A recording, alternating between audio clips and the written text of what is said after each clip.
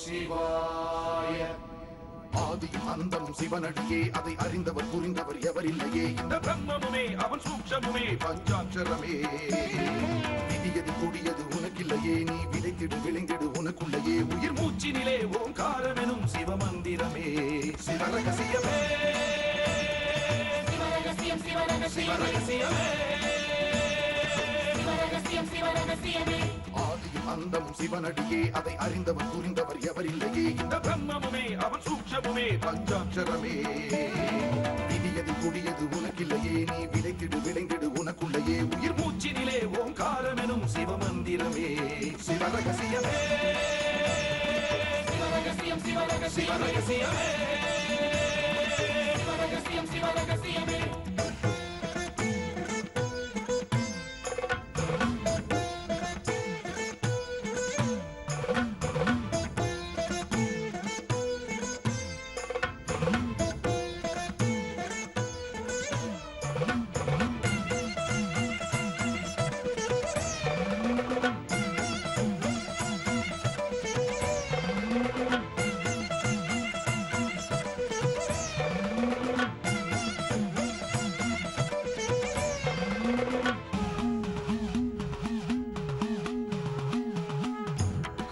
அழித்தலும் படைத்தலும் எவனோ அவனே.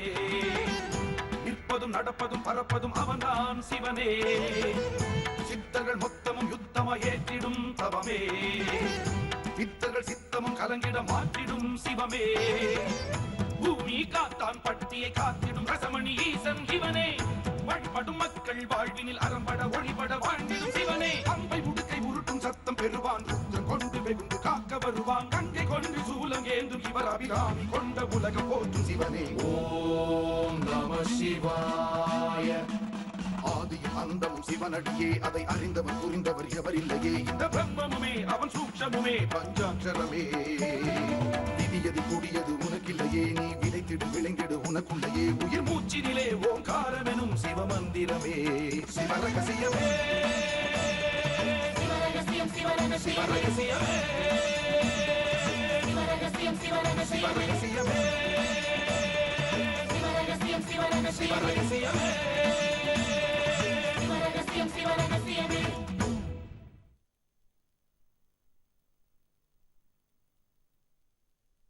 அஞ்ஞானம் போயிற்று என்று தும்பி பர, பரமானந்தம் கண்டோம் என்று தும்பி பர. மெய்ஞானம் வாய்த்ததென்று தும்பி பர, மலை மேலேறிக் கொண்டோம் என்று தும்பி பர. இடைக்காடர். சித்தவனத்துக்கு எதுக்கு? அக்காவை குணப்படுத்துறதுக்காக வைத்தியர் ஒரு மூலிகை பறிக்க போறாரு. அவரோட நானும் விக்ரமன் சாரும் போறோம். அப்பா, என்னை விட அந்த பொண்ணு ரொம்ப அழகா. சீ சீ சீ சீ சீ சீ சீ. உனக்கு அந்த பொண்ணுக்கும் ஏணி வச்சா கூட எட்டாதுமா. திடீர்னு ஒரு காக்கா வருது, 4 இலைகளை போடுது, அதை எடுத்து அவர் சாப்பிடுறாரு. மறுபடியும் தியானத்துக்கு போயிடுறாரு. வந்தது காக்கை இல்ல சார், காக்கை சித்தர். ராமரத்னம் ஐயாவுடைய மகன் விஜய். நமஸ்காரம் சார். இவன் என் பையன் பிச்சுமணி.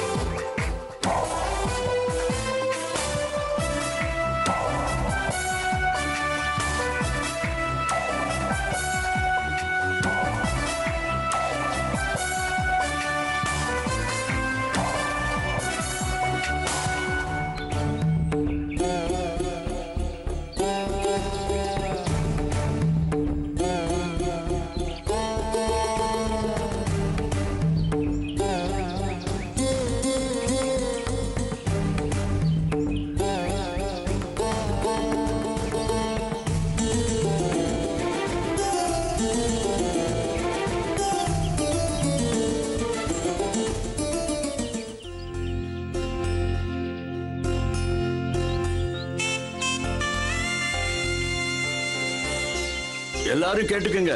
நம்ம ஊருக்கு எவ்வளவோ நல்ல காரியங்கள் செஞ்ச பெரிய முதலாளி ராமரத்ன ஐயாவுடைய மகன், அதுவும் ஒரே மகன் விஜய் தம்பி. ஐயாவுடைய உத்தரவுப்படி நம்ம ஊர்ல சக்கர ஆலை ஆரம்பிக்க வந்திருக்காங்க. இங்க உள்ள வழக்கப்படி ஈஸ்வரன் கிட்ட உத்தரவு கேட்க போறோம்.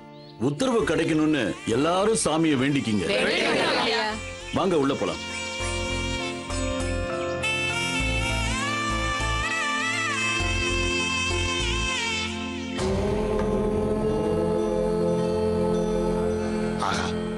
நானும் எவ்வளவோ கோயில்களுக்கு போயிருக்கேன், ஆனா இப்படி ஒரு அதிசயத்தை பார்த்ததில்லை.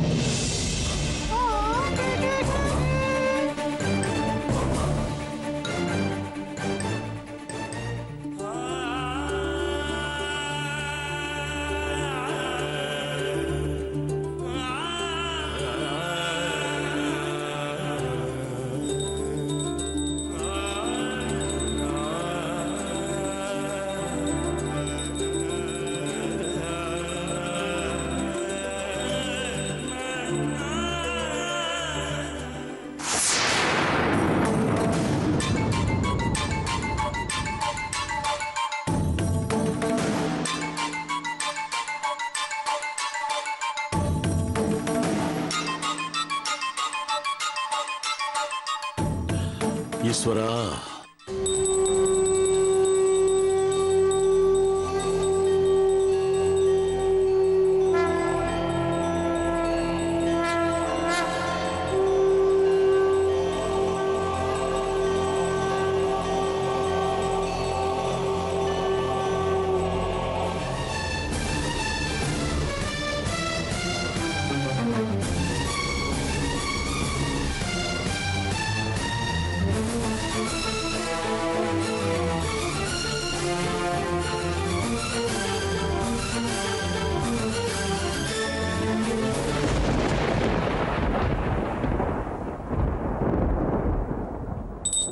नमस्तेस्तु भगवन् विश्वेश्वराय महादेवाय त्र्यम्बकाय त्रिपुरान्तकाय त्रिकाग्निकालाय कालाग्निरुद्राय नीलकण्ठाय मृत्युञ्जयाय सर्वेश्वराय सदाशिवाय श्रीमन्महादेवाय नमः।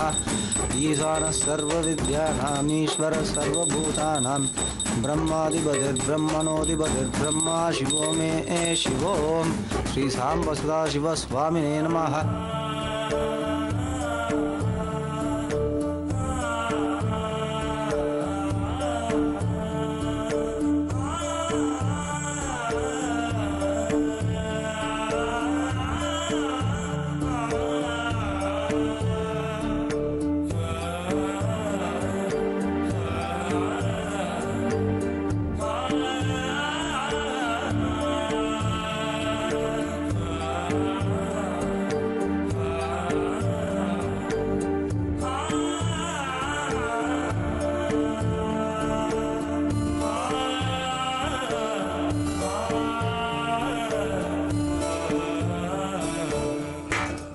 என்ன சாமி, உத்தரவு கேட்டுலாமா? கேட்டுள்ளாமே, எல்லாம் தயாரா இருக்கு. டேய் பிச்சுமணி, வாடா. நீ என்ன பண்ற? போய் குங்குமம் ஒரு பொட்டலமோ விபூதி ஒரு பொட்டலமோ மடிச்சு எடுத்துட்டு வா.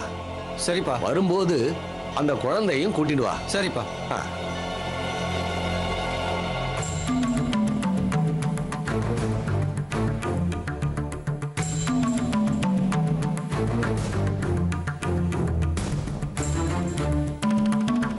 குங்கும சீட்டையும் விபூதி சீட்டையும் ஈஸ்வரன் வச்சுட்டு வேண்டிப்போம். அப்புறம் அந்த குழந்தைய விட்டு எடுக்க சொல்லுவோம். எது வந்தாலும் அது அந்த ஈஸ்வரனோட கருணைன்னு நாம எடுத்துக்கணும்.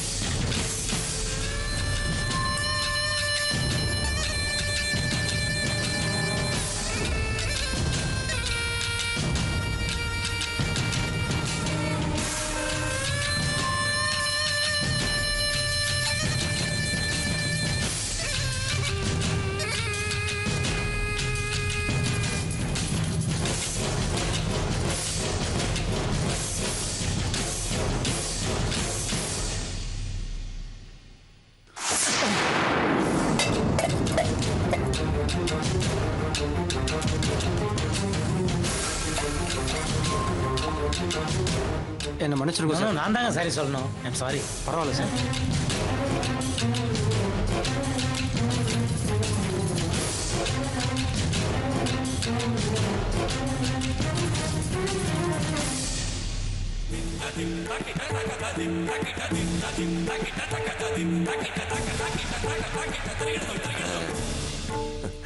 கொடு.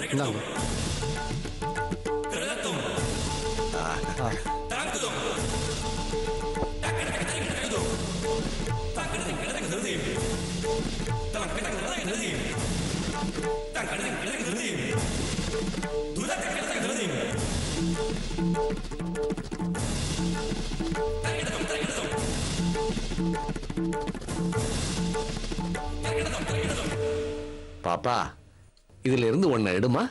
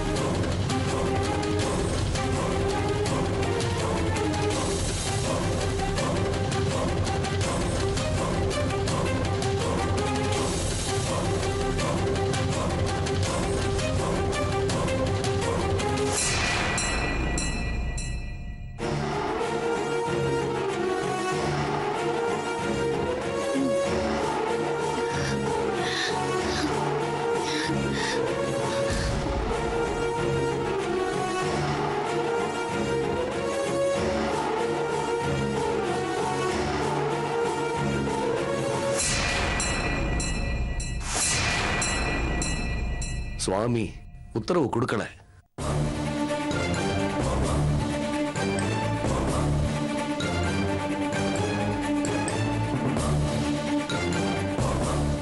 தம்பி, இந்த ஊர்ல சக்கரை தொழிற்சாலை ஆரம்பிக்க ஈஸ்வரனுடைய அருள் கிடைக்கல. அதனால நீங்க ஒண்ணும் சங்கடப்பட்டுக்க வேண்டாம்.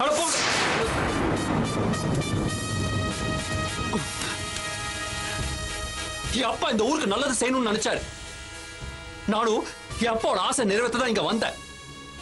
ஒரு நல்ல காரியம் செய்ய எதுக்குங்க உத்தரவு எல்லாம் வாங்கணும்?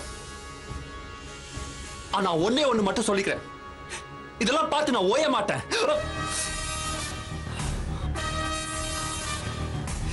இந்த ஊர் விட்டு நான் போயிட மாட்டேன்.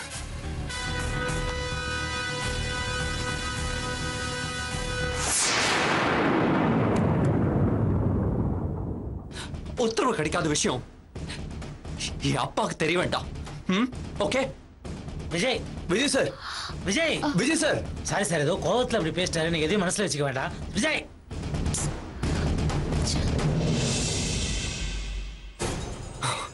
விஜய் சார். உத்தரவா? உத்தரவு. விஜய் சார். சார் சொல்றது கேளுங்க. விஜய். விஜய். என்கிட்ட வேலையை காட்டுற? உனக்கு முன்னால நான் பிறந்த வேண்டா. விஜய்.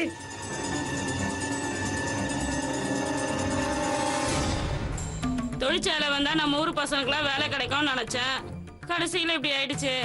சாமி தான் உத்தரவு கொடுக்கலையே, அப்புறம் எப்படி? சாமியை விட தொழிற்சாலை பெருசா போயிடுச்சா? ஐயாவே நொந்து போய் கிடக்குறாரு, நீ பாட்டு பேசிக்கிட்டு இருக்க. ஆளாளுக்கு பேச வேண்டாம், எல்லாம் கிளம்பி போங்க.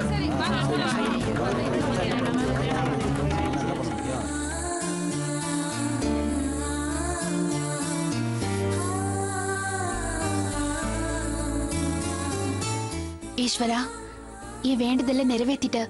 இன்னைக்கே அடி பிரதர்ஷனம் பண்ணி என் நேர்த்தி கடனை நான் நிறைவேற்றிடுறேன். உத்தரவு கிடைக்காததுல உனக்கு என்னமா இவ்வளவு சந்தோஷம்? ஒரு நல்லவன் தொழிற்சாலை ஆரம்பிச்சா சந்தோஷப்படலாம். அந்த விஜய் நல்லவன் இல்ல சார்.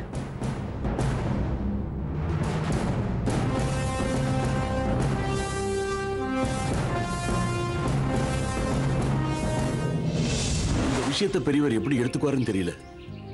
விஜய் தம்பி இந்த ஊரை விட்டு போக மாட்டேன்னு சொல்லிட்டு போனாரு. அடுத்தது என்ன நடக்குமோன்னு தெரியல.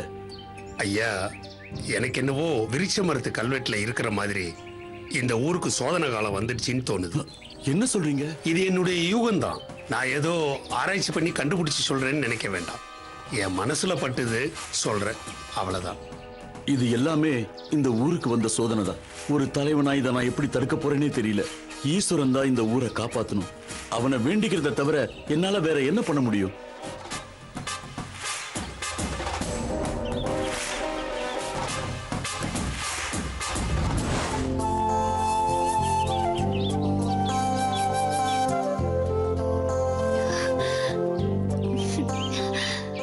கண்ணா, நான் நினைச்சபடி நல்லது நடந்துருச்சு.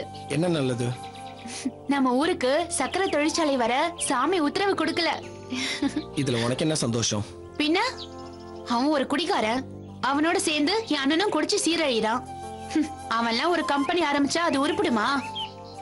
அவன் முகரக்கட்டைக்கு நானே சமைச்சு நானே கொண்டு போய் பரிமாறணுமா? பெரிய முதலாளி புள்ளையாம். இவன் தொழிற்சாலை ஆரம்பிக்கலன்னு யார் அழுதா? நான் சாமியை வேண்டிக்கிட்டேன்ல, விருட்ச மரத்தை சுத்தி வந்தேன்ல, என் வேண்டுதல் பலிக்காம போயிடுமா என்ன? தொழிற்சாலை வந்தா ஊருக்கு நல்லதுன்னு உங்க அப்பனும் உங்க அண்ணனும் தானே முதல்ல நின்று வேலை பார்த்தாங்க. அப்பாவியாவது ஒரு கணக்குல சேர்த்துக்கலாம். அண்ணனுக்கு வந்திருக்கிறவனோட ஒட்டிக்கிட்டா தனக்கு ஒரு வேலை கிடைக்கும்னு நினைப்பு. இதுல நீயும் கூட தான் ரொம்ப சந்தோஷப்பட்ட. உனக்கு ஒரு வேலை கிடைக்குமே நினைச்சேன். அவனே தொழிற்சாலை ஆரம்பிச்சிருந்தாலும் நீ அங்க வேலைக்கு போறேன்னு சொல்லியிருந்தேன்னு வச்சுக்கோ, நான் உன்னை வேலைக்கு போக விட்டுருக்க மாட்டேன். கண்ணா, இப்ப அந்த விஜய் என்ன சொல்றான் தெரியுமா? தொழிற்சாலை ஆரம்பிக்காம இந்த ஊரை விட்டு போக மாட்டானா. ஓஹோ. என்ன ஓஹோ? நான் என்ன இங்க கதையா சொல்லிட்டு இருக்கேன்? ஐயோ, தொழிற்சாலை வர்றது கேட்டு போச்சேன்னு சொல்லு, இல்ல வராம போனது நல்லதுன்னு சொல்லு. இப்படி மாங்குனி மாதிரி உட்கார்ந்துட்டு இருந்தா என்ன அர்த்தம்? முதல்ல இதெல்லாம் எதுக்காக என்கிட்ட வந்து சொல்லிட்டு இருக்க? இது பாரு கண்ணா, கண்ணை மூடிட்டு இருட்டுன்னு சொல்லிட்டு தெரியாத. நான் வேற யாரையாவது தேடிட்டு போவேனா? உன்னை தேடிதானே வருவேன். முதல்ல நான் கேட்டதுக்கு பதில் சொல்லு. ரஞ்சினி, நான் ஒன்னும் கண்ணை மூடிட்டு இருட்டுன்னு நினைக்கல, கண்ணை திறந்துகிட்டு கனவும் காணல. நான் நம்மளை பத்தி கேட்கல. நம்ம விஷயத்துல எல்லாம் ஏன் ஆசைப்படிதான் நடக்கும். நமக்கான நேரம் வரும்போது நீ வந்து என் கழுத்துல தாலி கட்டு, அது போதும் எனக்கு. இப்ப நான் கேட்டது சாமி உத்தரவு கொடுக்கலையே அத பத்தி. உங்க சாமி இப்பதான் ஒரு நல்ல காரியம் பண்ணிருக்கு. ஒரு தொழிற்சாலை வந்தா அது வெளியிடுற புகைனால காத்து கெட்டு போயிடும். அங்கேருந்து வெளிவர கழிவு நீரால நம்ம ஊர் மண்ணும் நிலத்தடி நீரும் கெட்டு போயிடும். வேலை இல்லாத சில பேருக்கு வேலையும் கொடுத்துட்டு இந்த ஊர் மண்ணை நாசமாக்கிட்டு போயிடுவாங்க. ரஞ்சினி, இந்த உலகத்திலே பொக்கிஷமான இடம் நம்ம ஊர் தான். இந்த ஊரை காப்பாற்ற வேண்டியது நம்ம கடமை.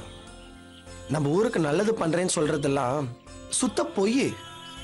சக்கரை தொழிற்சாலை எல்லாம் வரக்கூடாது. அப்ப என்ன போலதான் நீயும் நினைக்கிற? ஊருக்குள்ள ஏதாவது பிரச்சனைனா ஆளா நிப்ப, எதிர்த்து கொடி பிடிப்ப. இப்ப எதையும் கண்டுக்காம சும்மா இருக்க. இப்பதானே வந்திருக்கானுங்க, சாமி உத்தரவுன்னு கூத்தடிச்சு ஓஞ்சு முடியட்டும். என்ன நடக்குதுன்னு பாக்கலான் இருந்தேன். ஆக உத்தரவும் கிடைக்கல, அவங்களும் இந்த ஊரை விட்டு போறதும் இல்ல. இனிமேதான் கதையே சூடு பிடிக்க போகுது. ஏ கண்ணா, அவங்க பெரிய பணக்காரங்க. அவங்க நினைச்சதை செஞ்சு முடிக்கணும்னா எதை வேணாலும் செய்வாங்க. உத்தரவு கிடைக்கலன்னா போயிருக்க வேண்டியது தானே. சாமியவே எதிர்த்துட்டு இந்த ஊர்ல இருக்கானா, அவனுக்கு எவ்வளவு திமிரு இருக்கணும். இத பாரு, அவன் கிட்ட நீ எந்த வம்பு வழக்கம் வச்சுக்காதையா.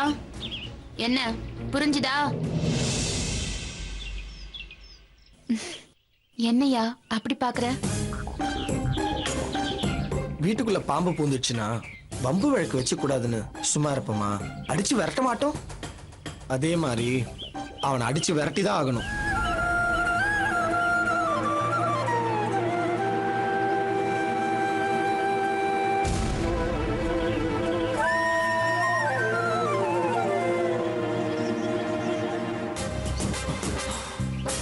சார், அங்க என்ன நடந்ததுன்னு எனக்கு ஒண்ணுமே புரியல சார். போட்ட திட்டப்படி சத்தியமா அவனும் கண்டிப்பா மாத்திருப்பான்.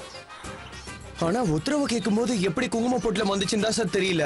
போயா, உன்னை நம்புறதுக்கு பொதுவா இந்த மாதிரி வேலைக்கு நான் யாரையும் நம்புறது இல்ல. நீதான் எல்லாத்தையும் நான் பாத்துக்கிறேன்னு சொன்ன. இப்போ காரியத்தை கெடுத்துட்டு வந்து நிக்கிற. இல்ல சார், என் மேல எனக்கு எந்த எக்ஸ்பிளனேஷனும் எக்ஸ்கியூஸும் தேவை இல்ல. எனக்கு காரியம் நடக்கணும், அதை செய்ய உன்னால முடியல. என் அப்பாவுக்கு நான் ப்ராமிஸ் பண்ணிட்டு வந்திருக்கேன். உங்க சாமிக்கே நான் சவாலா வந்திருக்கேன். ஆனா நான் தோத்து போய் தலை குனிஞ்சு நிக்கிறேன். எல்லாம் உன்னால, உன்னை நம்புறதுனால. சார் சார் இல்ல சார், என் சைடுக்கு எந்த தப்பும் இல்ல சார். தப்பு எங்க எப்படி நடந்ததுன்னு தான் சார் தெரியல. அதை நான் கண்டுபிடிக்கிறேன், கண்டிப்பா கண்டுபிடிக்கிறேன். இப்பவே போய் பிச்சுமணியை பார்த்து அங்க என்ன நடந்துச்சுன்னு நான் கேட்டு வரேன் சார். போ போ போ மேன். இன்னும் என்ன இங்க நின்னுட்டு பேசிக்கிட்டு இருக்க? எங்க தப்பு நடந்துச்சு எனக்கு தெரிஞ்சாகணும். Do you understand that? Go, just go. Bloody hell. Fit for nothing. Disgusting.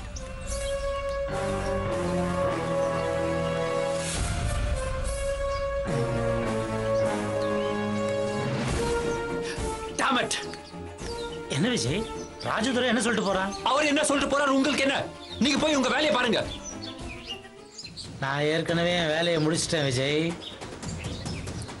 உத்தரவு கிடைக்கலன்ற கோவத்துல நீங்க இருக்கீங்கிறது நல்லா புரியுது விஜய். பட் அது நாம என்ன பண்ண முடியும்? சுகர் ஃபேக்டரி ஆரம்பிக்க நமக்கு கொடுப்பன இல்லைன்னு நினைச்சா ஆறுதல் படுத்திக்க வேண்டியது. அப்படியெல்லாம் சொல்லாதீங்க மாம்ஸ். கையில் ஆகாதவங்க பேச்சு இதெல்லாம். அப்ப இனிமே வேற என்னதான் பண்ண முடியும்? அதுக்காக வெறும் கை வீசிட்டு போக சொல்றீங்களா? நான் இங்கதான் இருப்பேன்.